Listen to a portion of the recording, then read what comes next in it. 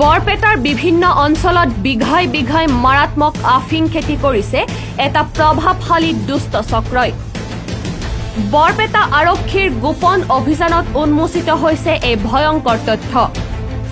এছাম সহজ সৰল লোকৰ পৰা পাহাৰীয়া তিল খেতিৰ বাবে মাটি লিজত লৈ কৰিছে মাৰাত্মক আফিং খেতি। আলুপতি আৰক্ষীয়ে বাঘমাৰা চৰৰ মনোৱাৰ হুছেইন নামৰ ব্যক্তিজনৰ মাটিত মাৰাত্মক আফিং খেতি কৰাৰ তথ্য লাভ কৰাৰ পিছতে ঘটনাস্থলীত উপস্থিত হয় আৰক্ষীৰ বৃহৎ দল। ইনফৰমেশ্যনৰ মতে এই 4 নম্বৰ বাঘবৰা পথাৰত কোনোবাই অপিয়াম খেতি কৰিছিলে, প্ৰায় 3 বিঘা হ'ব। আমাৰ SP মহোদয়ৰ ইনফৰমেশ্যন মতে আমি আলুপতি OC মই আৰু ষ্টাফ লৈ আহি আৰু মেজিষ্ট্ৰেটৰ হুকুমতে আমি এইটো ডিষ্ট্ৰয় কৰিলোঁ। আৰু এইটো অপিয়াম বুলি কয়, ইয়াৰ পৰা ড্ৰাগছ হয়, মানে আপোনাৰ আফিং জাতীয় এনেকুৱা বস্তু, নিচা জাতীয় বস্তু হয়। আমি ৰাইজৰ সন্মুখতে এই বস্তুটো আমি ডিষ্ট্ৰয় কৰিলোঁ আৰু আপোনালোকে দেখিছে। আৰু এই বস্তুটো ওচৰ অঞ্চলত বহু জেগাতে কৰি আছে, আমি বহু জেগাত কৰিছোঁ।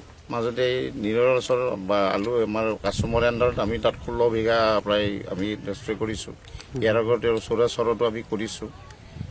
গতিকে আপোনালোকে অলপ সচেতন হ'ব, মানুহে এনেধৰণৰ গছবিলাক চিনি পালে এইবিলাক চাব। আৰু এইটো বস্তু ছাৰ, এই যিখিনি মানুহ ইয়াৰ লগত জড়িত আছিল তেওঁলোকক চিনাক্ত কৰিব পৰা হৈছে নেকি? এতিয়ালৈতো আমি চিনাক্ত কৰিব পৰা নাই, কিন্তু আমি মাটিৰ যিটো মালিক বৰ্তমান তেওঁ ইয়াত নাই, আমি ওলাই ল'ম। মাটি মালিকক আমি সোধ-পোছ কৰিম, তেওঁৰ কোনে খেতি কৰিব দিছে, কি দিছে, কিয় দিছে, তেওঁ কৰিছে নে, আমি ওলাই যাব। মাটি ডেফিনেটলি ডিপাৰ্টমেণ্টৰ এটা কেছ হ'ব নিশ্চয়, আমি ইয়াৰ পৰা একশ্যন হ'ব, আইনগত একশ্যন লোৱা হ'ব। আমি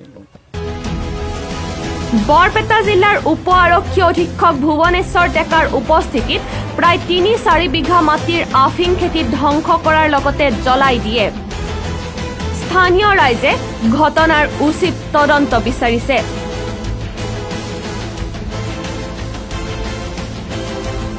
ব্যুৰো ৰিপৰ্ট, এনি ভাৰত।